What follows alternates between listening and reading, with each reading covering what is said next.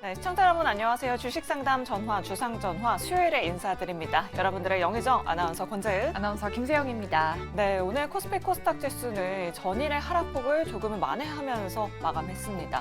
하지만 뚜렷한 상승 모멘텀도 없었고요. 또 뚜렷한 하락 모멘텀도 없는 그런 지지부진한 시장이 계속해서 이어지고 있습니다. 네, 뭔가 시장의 뚜렷한 방향성은 없지만 그래도 좀 가는 종목들은 가서 네. 내 종목은 왜 안 가나 고민되시는 분들 정말 많으실 것 같습니다. 네, 맞습니다. 오늘 특히나 이 개별 종목 이슈로 가는 종목들만 가서 내 종목은 왜 안 가지 고민되시는 분들 참 많으실 것 같은데요. 네. 아래 나가고 있는 전화번호로 지금 바로 연락 주시면 됩니다. 전화번호 02-2000-4919번이고요. 네, 문자가 편하다 하시는 분들은 문자 샵 2034 그리고 유튜브 채팅창으로도 고민되시는 종목 그리고 매수가 비중 올려주시면 저희가 친절한 상담 도와드리도록 할게요. 네, 그럼 오늘 여러분들의 종목 고민 해결사가 되어주실 네 분 바로 소개해드리도록 하겠습니다. 네, 좌회정에는 정태근 이사 그리고 정재훈 대표 모셔봤고요. 네, 우의정에는 예병근 대표 그리고 이성우 이사님 모셔봤습니다. 네 분 어서 오세요. 예, 안녕하세요. 네, 일단은 시장 이슈부터 짚어보도록 하겠습니다. 오늘 이런 전망이 나왔어요. 골드만삭스 서울지점에서 2024 한국 거시경제 전망 간담회가 있었는데요.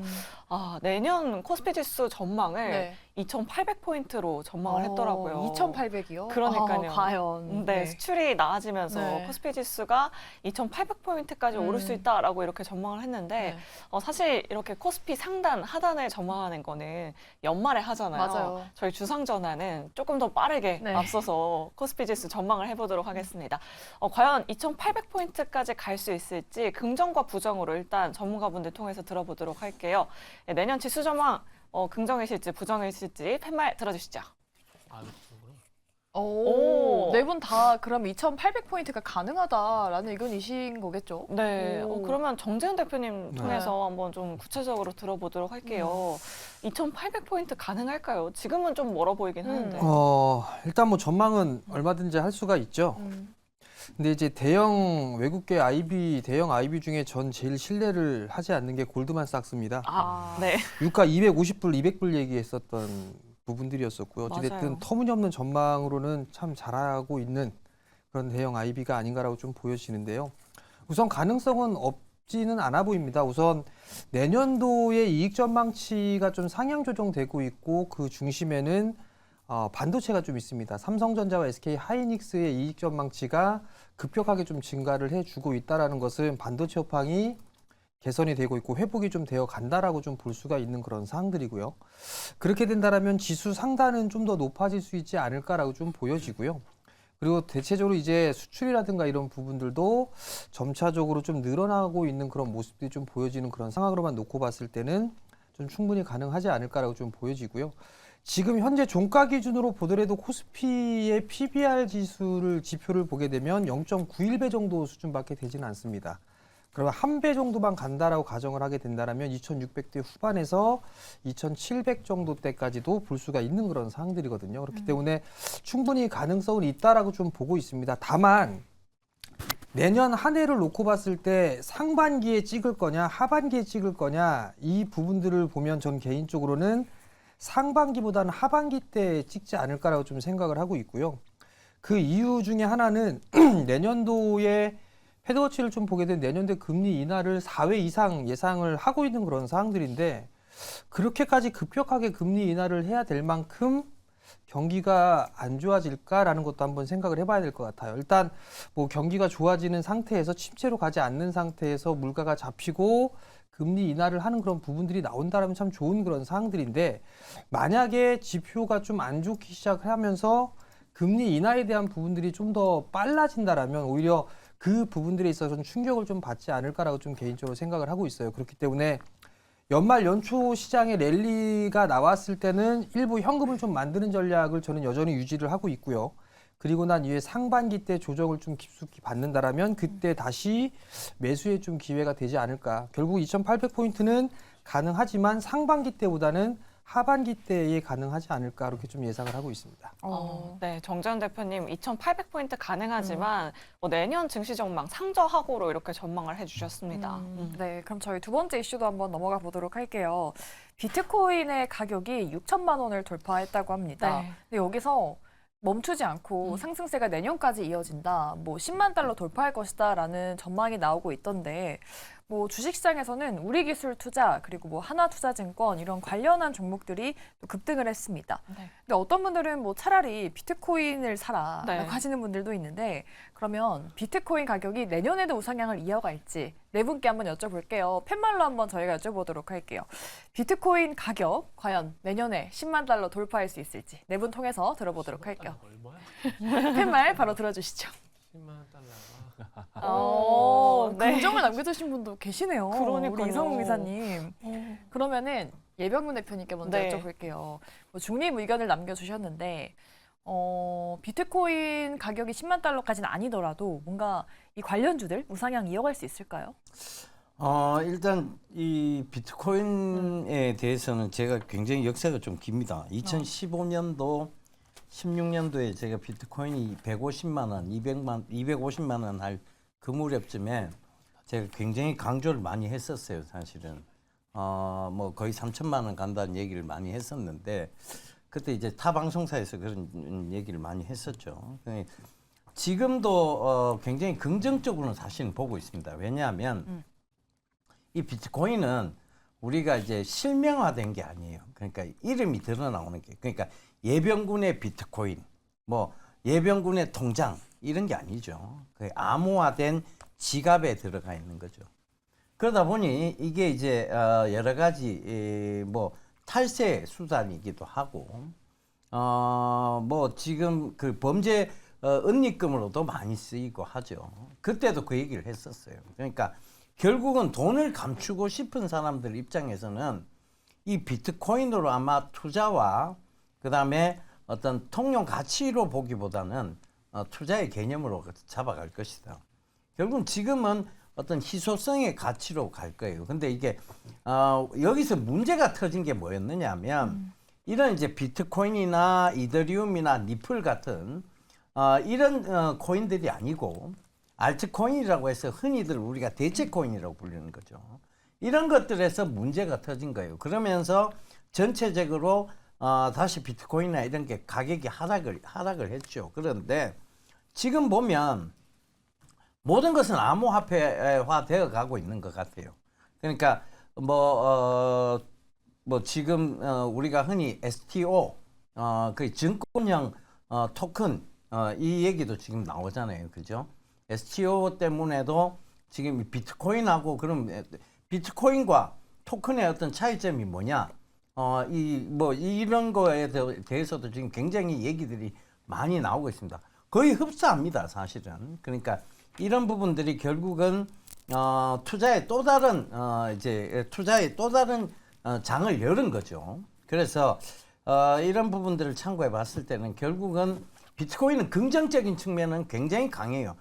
자, 첫 번째는 뭐냐? 희소성 그리고 이제 익명성. 이게 굉장히 긍정적인 요인이에요. 비트코인뿐만 아니라 뭐 이더리움, 니플 마찬가지입니다. 그런데 여기 부정적인 부분이 뭐냐에 대한 부분인데 이게 통용 가치, 그러니까 내재 가치가 없어요. 그러니까 우리가 흔히 말하는 주식은 내재 가치가 있어요. 그래서 이게 청산 가치라는 것도 있고, 근데 비트코인이 과연 청산 가치가 있습니까? 비트코인 스스로가 돈을 막 벌어요? 그렇진 않잖아요, 그죠? 이게 내재 가치가 없다 보니까 부정적인 면을 같이 가지고 있는 거예요. 그래서 제가 이제 긍정과 부정의 측면에서 두 가지 양면성을 가지고 있기 때문에 제가 중립을 들었던 거고, 지금부터 이제 코인이 전체적으로 상승한다는 데는 동의를 합니다. 그런데 이게 어느 정도 $10,000 이상 갈 것이냐에 대한 질문에는 약간 고개를 갸우뚱할 수밖에 없는 것은 결국은 내재 가치가 없다는 것 때문이죠. 그런데 지금 STO를 보면 STO 관련주로는 뭐 갤럭시아 머니터리, 갤럭시아 SM 이런 것들이 있죠. 그래서 우리 기술 투자나 하나증권 같은 경우에는 비트코인 관련주로 분류될 수 있고, 갤럭시아 머니터리나 갤럭시아 SM 같은 경우에는 STO하고 그다음 비트코인하고 더블 모멘텀을 갖고 있는 거예요. 차라리 이쪽을 보는 게 더 맞지 않느냐. 더블 모멘텀을 더 중요시하게 보는 게 맞지 않느냐. 그래서 그런 부분들을 참고해 가시면서 투자하시면 될 것 같아요. 네. 뭐 네. 우상향은 하겠지만 10만 달러까지는 좀 물음표가 찍힌다라고 네. 말씀하셨어요. 그런데 이 중립 팻말 속에서도 당당하게 긍정을 들어주신 분이 계세요. 우리 이성국 그러니까요. 이사님이 네. 긍정을 들어주셨는데 그럼 비트코인 뭐 10만 달러 가능하다고 보시는 걸까요? 가능성은 열려 있습니다. 이 어. 부분은 두 가지가 전제가 됩니다. 비트코인을 봤을 때 우리가 공급이 줄어드는 시점이 있어요. 공급이 50% 줄어드는 게 반감기인데 이 시기 같은 경우가 내년 4월에 도래를 합니다. 비트코인 차트를 놓고 봤을 때 반감기에서 한 6개월 정도 시차를 두고 비트코인은 시세가 났었어요. 그 부분에 일정이 하나 대입될 수 있겠고 여기에 더해져서 현물 ETF가 승인이 되게 되면은 여기에서 미국의 401k 연금에서 포트폴리오 ETF로 매수가 가능합니다. 그렇다 보니 수급까지 더해질 수 있는 요소입니다. 좀 쉽게 보는 거죠. 얼마 갈지는 모르는데 여기에서 수급적인 공급이 줄고 수요가 늘 수 있는 요소가 더해지면은 가격 상승이 이루어질 수 있는 겁니다. 네, 이렇게 네. 두 가지 이슈들도 좀 체크해보면 좋을 것 같다라고 말씀해 주셨고요. 또 가상화폐 가격도 저희가 계속해서 또 체크를 해보도록 하겠습니다. 네. 자, 그럼 다음 이슈로 바로 넘어가 보도록 하겠습니다. 바로 YG 엔터가 오늘 정말 뜨거운 상승률을 기록했습니다. 아, 블랙핑크가 네. 4인이 모두 계약을 했다라고 하더라고요. 저는 그러니까요. 그래도 한 2명 정도는 네. 계약을 안 하지 않을까 이런 생각도 했었는데 맞아요. 다행히 또 4명 다 계약이 됐네요. 네, 맞습니다. 이런 뭐 재계약 이슈 때문에 음. 사실 12월 내내 증권사에서는 YG에 대한 레포트가 전혀 맞아요. 나오지 않았었거든요. 오늘 이 상승률이 내일 시장 그리고 연말까지 이어질 수 있을지 이성욱 이사님 통해서 들어보도록 하겠습니다. 우리가 그 엔터주를 볼 때는 자산 자체가 가수들이고 여기에서 창출되는 앨범 수익, 그다음에 콘서트 수익, 기타 MD 수익 부분들이 있습니다. 이 부분에 대해서 YG 엔터 같은 경우는 지금 블랙핑크의 매출을 따져봤을 때 한 2,300억 원 이상 정도의 매출 창출이 가능하고요. 그러면 2024년 기준으로 YG 엔터의 매출액 예상액이 한 5,404억 정도 됩니다. 이 부분에 대해서 원래는 좀 빠질 수 있는 부분 같은 경우가 실제 이제는 붙어서 나올 수 있겠고요. 오늘 주가가 상승해서 시가총액 기준 1조 1천억 원대 정도 거래가 되고 있습니다. 내년에 예상 영업이익은 835억 정도 되는데 여기에서 일반적인 비용을 빼고 지금 엔터주가 거래되는 주가 수익 비율을 대입을 해봤을 때는 목표 시가총액이 1조 4천억 원 정도 기본적으로 나옵니다. 그렇다 보니 오늘 주가가 상승했음에도 불구하고 블랙핑크의 매출 이익을 대입을 해봤을 때는 1조 4천억 한 30% 정도의 상승 여력이 남아있는 상황이고요. 그다음에 최근에 이슈가 되던 부분이죠. 중국 공동 구매 부분이 그 새로운 앨범들, 그러니까 에스파, 그다음에 스트레이키즈의 초동 물량에서 빠지면서 여기에 뭐 JYP 엔터라든지 기타 엔터주 같은 경우가 하락이 나타났었는데 이 부분을 콘서트 수익으로 커버하는 모습을 보여주면 주가 같은 경우는 복원력이 빠를 수 있습니다. 그런데 2주 전이었습니다. NCT를 중심으로 한 가수들 같은 경우에 라인업이 일본의 요코하마 콘서트가 열렸고요. 여기에서 전성 매진이 나타났습니다. 그러면 후에 반응할 수 있는 점 같은 경우는 라인업이 갖춰진 콘서트 같은 경우는 여기에 수익 같은 경우가 기존보다는 더 발생할 수 있는 구조라는 말씀을 드릴 수 있겠습니다. 네, 알겠습니다. 엔터주 한번 지켜보도록 하고요. 저희 마지막 이슈로 넘어가 보도록 할게요. 오늘 상장한 따끈따끈한 종목이죠. 네. KNS가 무려 따따블로 마감을 했습니다. 그러니까요. 사실 상장 첫날 가격 제한폭 이 제도를 개선하고 나서 첫 사례라고 하던데 뭐 장 초반엔 좀 밀리더니 네. 또 오후쯤 돼서 갑자기 확 급등했잖아요. 맞아요. 과연 이 새내기주의 질주가 계속될 수 있을지 정태근 이사님께 여쭤보도록 할게요. KNS 지금 눈여겨봐도 될까요?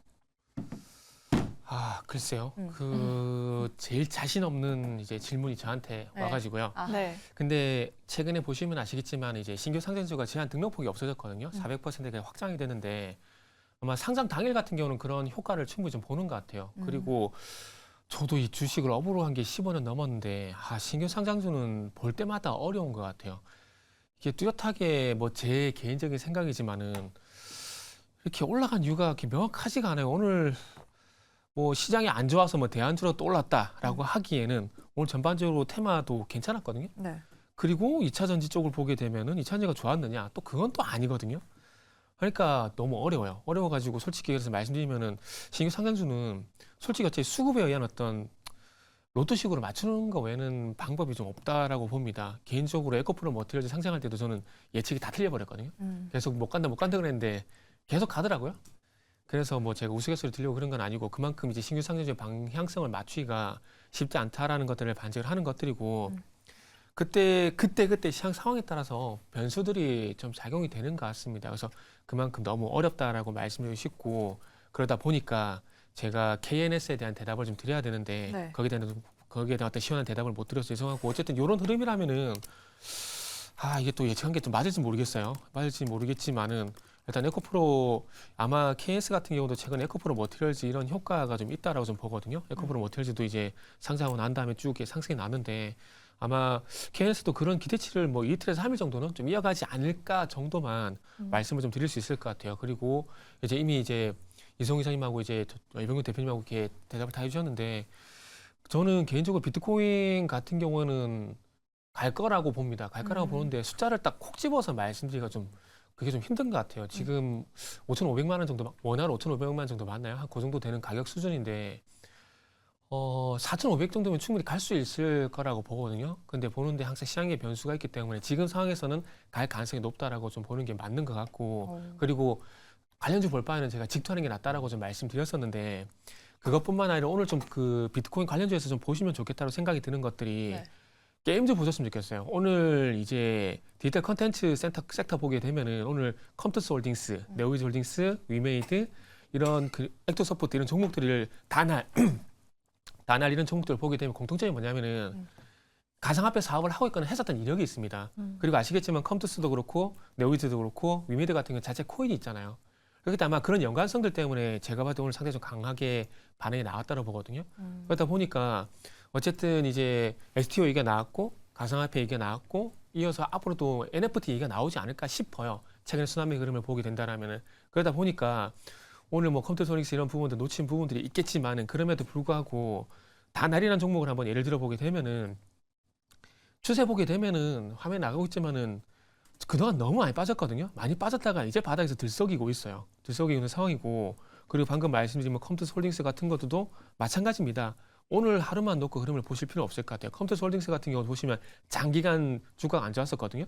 그래서 그런 부분들 감안하게 보게 되면 앞으로 비트코인이 올라가게 되면은 NFT와 연관시켜서 자체 코인이 있는 게임주가 그러니까 비트코인 관련주보다는 자체 코인을 가지고 있는 게임주가 제가 봤을 땐 좀 대안이 되지 않을까라는 말씀을 좀 숟가락 얹도록 할게요. 네, 알겠습니다. 이렇게 가상화폐 이야기까지 해주셨고요. 네. 게임주를 오히려 좀 지켜보자라고 이렇게 말씀해 주셨습니다. 네. 그렇다면 조금 추가적으로 사실 이렇게 오늘 KNS가 300% 상승을 했는데 다음 주에 또 그 LS 머티리얼즈의 머티리얼즈, 상장이 네. 예정돼 있잖아요. 이 LS 머티리얼즈의 상장에까지 이런 오늘의 상승률이 영향을 줄지 정태근 이사님 통해서 한번 들어볼게요. 오늘 시장에서 네. LS 머티리얼즈 몇 주 받았다 하시는 투자자분들 굉장히 많으시더라고요. 다음 주 시장에도 또 영향이 있을까요? 지금 이제 에코프로 머티리얼즈가 주가 급등하다 보니까 그래서 LS 머티리얼즈도 지금 흥행을 하고 있다라고 지금 보고 있거든요. 이렇게 본다라면은 정말 이거 자신 없네요. 정말 자신 없는데 네. 그럼에도 불구하고 말씀을 드리면은 이번에는 실패가 될 것 같아요. 이거는 도 아니면 모식으로 홀 아니면 짝으로 이렇게 정말 죄송한데 찍을 수밖에 없을 것 같아요. 차라리 다른 질문 하시면은 좀 참 말씀드리고 LS 머티리얼즈에서 일단 물어보셨으니까 대답을 해보자면은 일단 이번에는 에코프로 머티리얼즈는 반대 현상이 나오지 않을까? 저 그렇게 말씀 좀 드리고 싶네요. 네, LS 머티리얼즈 사실 저희가 정말 관심이 있었던 네. 그런 주식인데 한번 지켜보도록 하겠습니다.